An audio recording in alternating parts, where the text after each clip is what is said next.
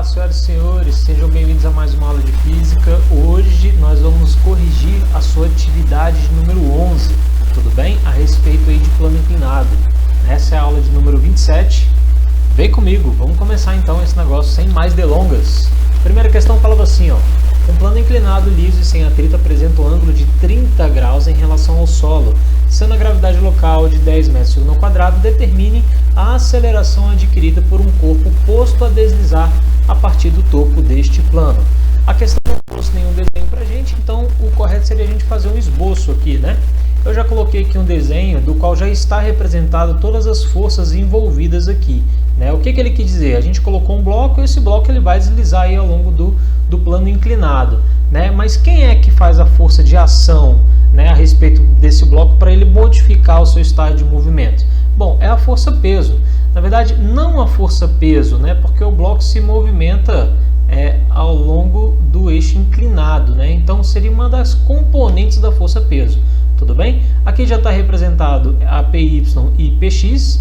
Tá? A gente consegue aí fazer uma soma vetorial, né, desses dois. Se a gente somar o PX e o PY, a gente volta a ter a força-peso. Então o que foi feito aqui foi uma decomposição de vetores. Tudo bem? E a força normal, já é sabido que a força normal e a força PY, né, elas têm a mesma intensidade, até mesmo porque eles se anulam.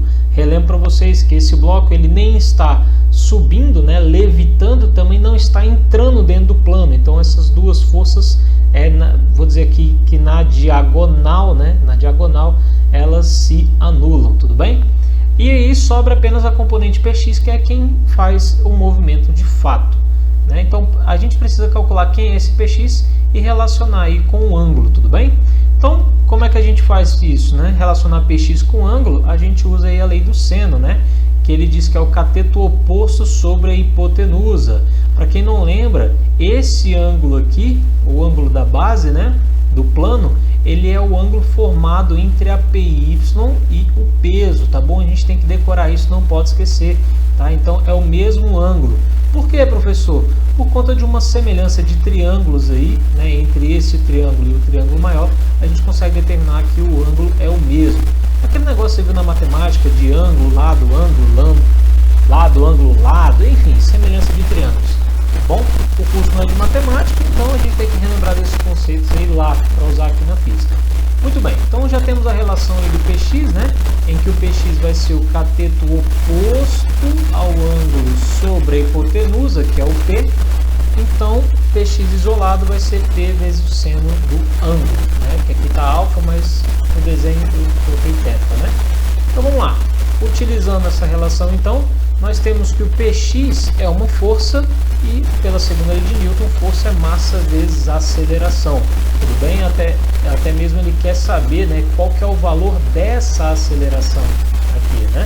É justamente essa pergunta, determine a aceleração adquirida. Então, quanto de aceleração que essa Px é capaz de fornecer? Bom, a força-peso a gente consegue calcular é massa vezes gravidade, né? E aí, já substituindo os valores, nós temos que a gravidade de fornecer equivale a 10 e o ângulo é de 30 graus. Tudo bem? Seno de 30 a gente sabe que é meio. Você tem que lembrar daquela música, né? Do Natal, né? 1, 2, 3, 3, 2, 1, tudo sobre 2. Né? Ou então do funk. Eu prefiro o funk, né? Bota aí no YouTube para ver o funkzinho a respeito dessas leis do ângulo de 30, 45 e 60. Muito legal, muito interessante. Bom, aqui a gente pode cortar as massas dos dois lados, né? Aliás, eu não fiz isso ainda não, fiz aqui, né? 10 dividido por 2 dá 5, corta as massas dos dois lados, então nós temos que a aceleração é de 5 metros por segundo ao quadrado. Fácil, né? Mole, fácil, fácil. A gente só precisava lembrar dessa relação aqui do PX, né? Ou melhor dizer, da relação dos senos. Bom, vamos à próxima. O próximo diz assim, a força normal exercida sobre um bloco apoiado sobre um plano inclinado é de 20 newtons. Sendo de 40 newtons o peso desse corpo, determine o ângulo de inclinação desse plano inclinado em graus. Então, trouxe aqui o desenho para vocês, é o mesmo desenho que eu utilizei no exercício anterior.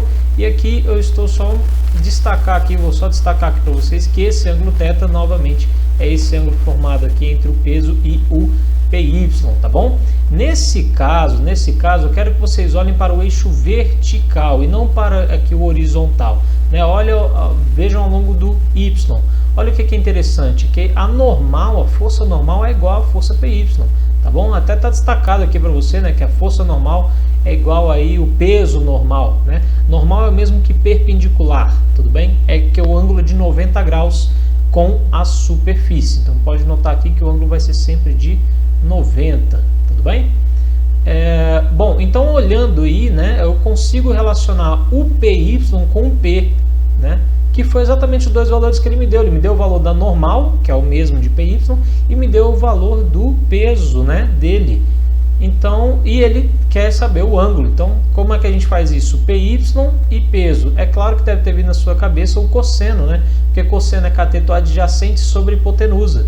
Então tá aqui, ó, o cosseno de alfa é o cateto adjacente sobre hipotenusa, o cateto adjacente é o PY, né, e a hipotenusa é o P. Então não vou nem usar a última relação, vou usar logo essa daqui, ó, que tá mais fácil para mim, tá bom? Então substituindo aí no lugar do PY, já coloquei aqui a normal, só para, né, porque o PY normal tem o mesmo valor. E aí substituindo os valores que ele me deu no enunciado, ele falou que a força normal vale 20, né, e 40 newtons o peso. Então 20 sobre 40, que é o mesmo que 1 meio. E aí pela relação, né, 3, 2, 1, musiquinha, você vai saber que o cosseno de 60 também é meio. Logo, o ângulo alfa é um ângulo de 60 graus. Tudo bem? Gente, tinha um erro nessa questão, tá? Lá na atividade, as primeiras 90 pessoas que fizeram devem ter ficado um pouco frustradas, tá? Porque eu, sem querer querendo, inverti esses dois valores aqui, tá? E tinha ficado 40, sendo que 20 é o peso. Não tem lógica física isso. Como é que a normal poderia ser maior do que a própria força-peso, sendo que a normal é uma força de reação à força-peso? Bom, ninguém veio comentar comigo, então deve ter passado batido entre vocês, né, os primeiros 90 que fizeram, né, e quem errou, tá vendo o vídeo agora, vai pensar assim, é mesmo, né? Poxa, eu acho que eu marquei errado, mas veio certo.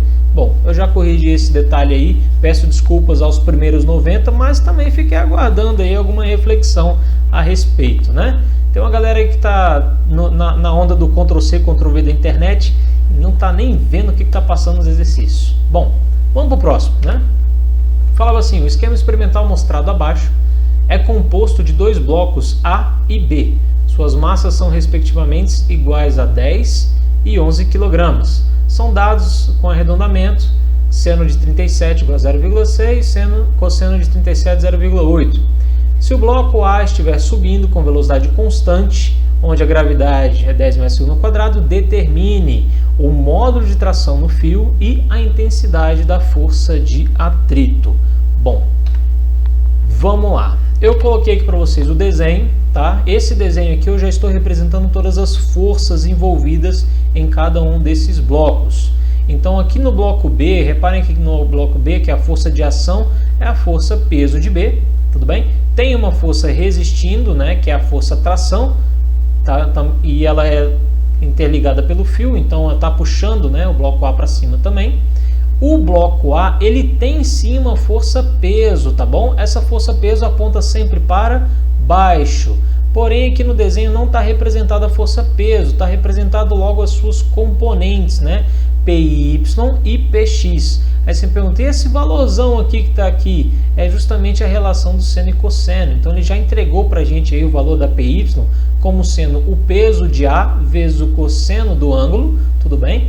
E o valor da PX aqui como sendo o peso de A vezes o seno do ângulo, tá? Para aqueles que já decoraram aí, né, a relação do seno e cosseno, poupa bastante tempo.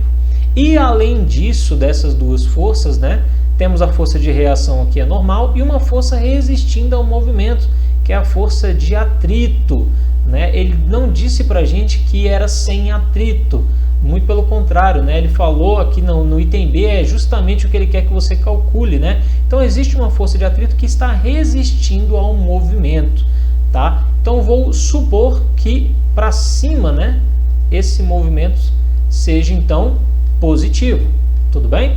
E tudo que está girando aqui para baixo aqui, né, então também vai ser positivo, ou seja, aquilo que é horário, né, é positivo. E eu vou tirar alguns dados aqui do enunciado, que foram tantos, né? Então a primeira coisa que você tem que saber é que ele falou aqui que a velocidade ela é constante. O que isso significa? Que esse sistema não está sendo acelerado, tá? Que a força resultante sobre todo ele é igual a zero, e isso faz muita diferença, tá? Ele tem uma velocidade, porém não tem uma força resultante. É um movimento constante, uniforme, tá? Então ele está em equilíbrio, no caso equilíbrio dinâmico. Muito bem, ressaltando aqui os valores do seno e cosseno, das massas, né, e o da gravidade aqui. Isso é interessante você fazer no caderno, tá bom? Você lista os dados, né, que ele te deu, porque você não precisa nem mais olhar para o enunciado. Você olhando apenas para aqueles dados ali, né, no Physics, fica mais fácil de você visualizar, tá bom? Bom, a primeira pergunta ele quer o modo de tração no fio, e aí para calcular a tração, dá para olhar aqui pelo bloco B, né, que só tem duas forças, acho que é mais fácil. Então vamos lá. Analisando o bloco B, nós temos aí, ó, visivelmente, se não tem uma aceleração, né, se ele está em movimento uniforme, eu posso afirmar que a tração é exatamente igual ao peso de B, tá bom? Porque a força resultante é igual a zero, então se a força resultante é igual a zero, tudo aquilo que puxa para cima tem que ser igual a tudo aquilo que puxa para baixo. Ou seja, a tração tem que ser igual ao peso de B. E aí o peso a gente calculou como massa vezes gravidade, substituindo os valores que ele deu para a gente, né? Então nós temos 11 vezes 10 e aqui já achamos a tração muito facilmente. Opa, apareceu um risco aqui no meio. 110 newtons, tá bom? 110 newtons, mole, mole, fácil, fácil.